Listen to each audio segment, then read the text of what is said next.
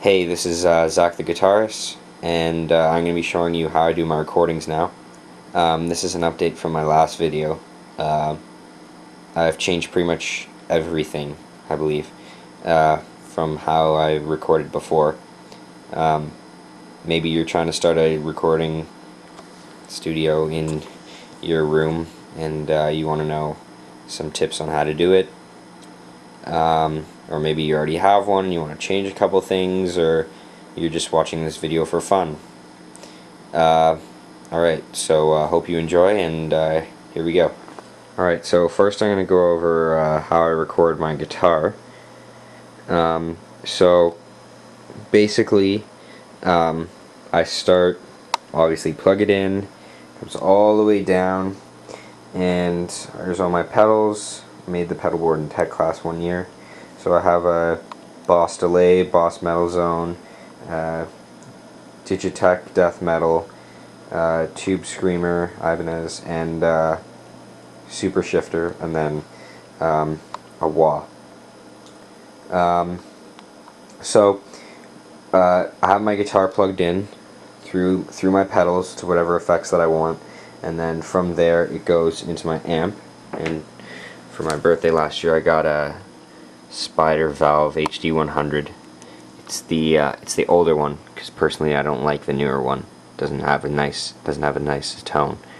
And I'm just using a Marshall 4x12 cabinet. It's a smaller one, I believe, because I didn't have enough room, like a cross, to fit the full-sized one.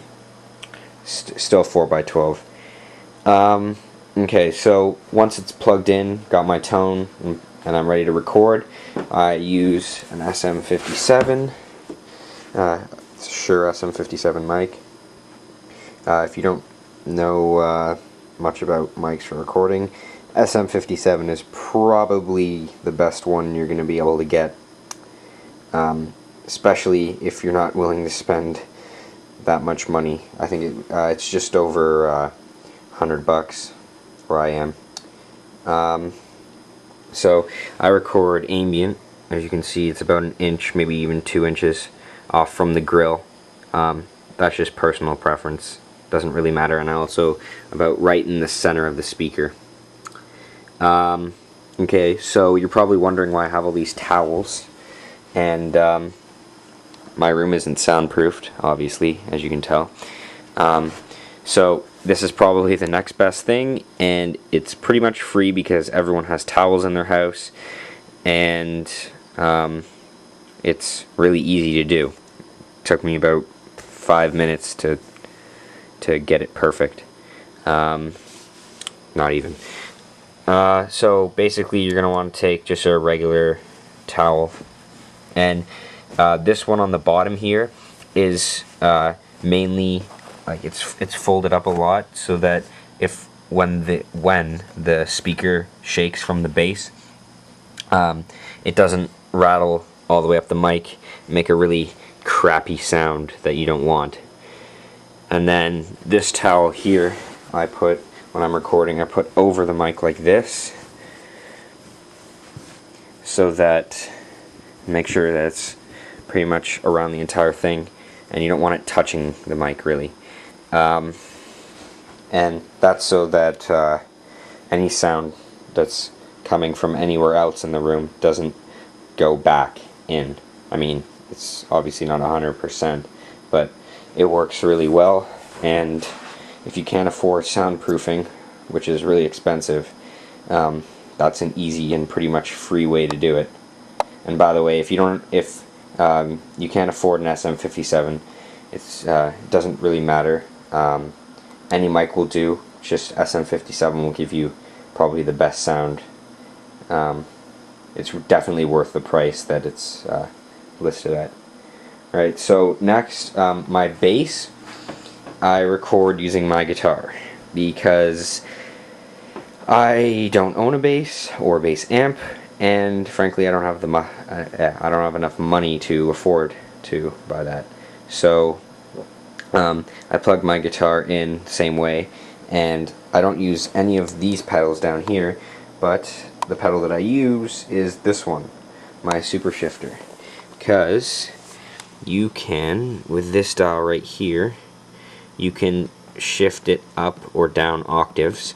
So if I put it here, that's 1 octave down, which is a bass, and then I set the balance so that it's fully 1 octave, because if I have this like there, it'll be my regular guitar and then also the bass.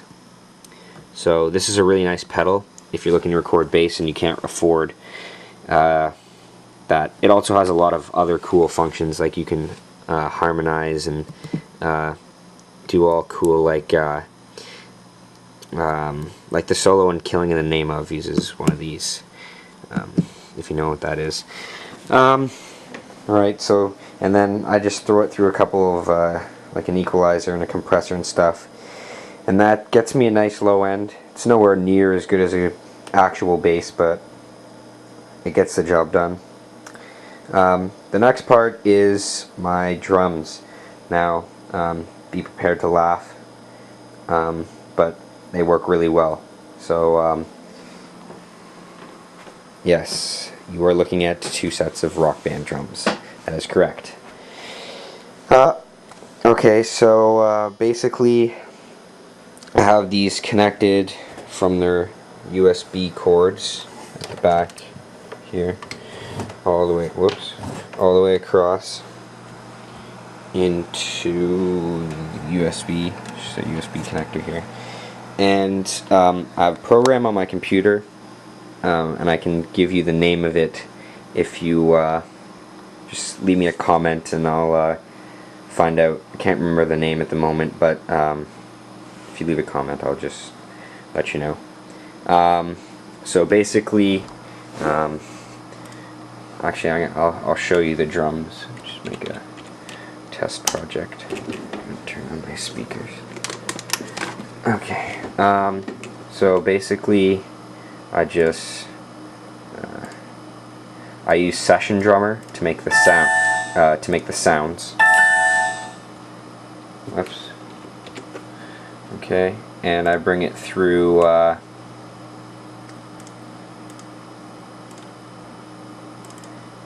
on, let me just open a drum kit here and let that load. So, this is my favorite one here. Okay, so while that's loading, I'll show you down here on my taskbar.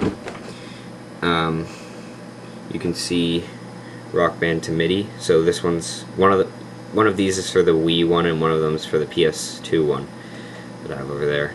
And basically, when you open it up, it lets you set the note to each pad. Okay, and then for MIDI, I use an internal MIDI port, and I use LoopB because I could not figure out how to get the other one working. And this one's really easy. So, and it works on Windows 7 64-bit, and I imagine 32. So if you have Windows 7, that works.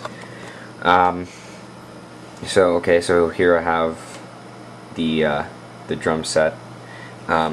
So I'm not a drummer, but I'll just show you that these work. So I only have one free hand, but so I have a low tom, mid tom, high tom, snare, and these two here are hi-hats because I use the bass pedals for bass. Like, one of these could be set to open and close, but I prefer using double bass. So I have a closed hi-hat and an open hi-hat, and then I have a ride, and then I have a crash, and then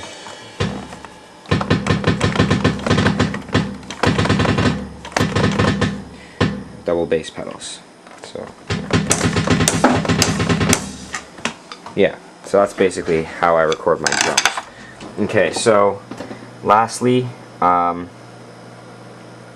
I'm just going to show you how I get all this stuff into the computer, other than the drums, because the drums are MIDI. So once it comes out of the mic is connected right here, into an M Audio Fast Track. It's not the greatest thing, but it works. And then for listening to it and mixing, I use these. These are Edifier monitors. And while recording, so that because the sound comes through the speaker, obviously, and you don't want that getting picked up by your mic, so you need a pair of headphones. Lately I've been using my Skullcandy Lowriders because my wireless headphones have been acting up on me, and they're getting really staticky, and changed the batteries like 5 times and does jack shit, so yeah.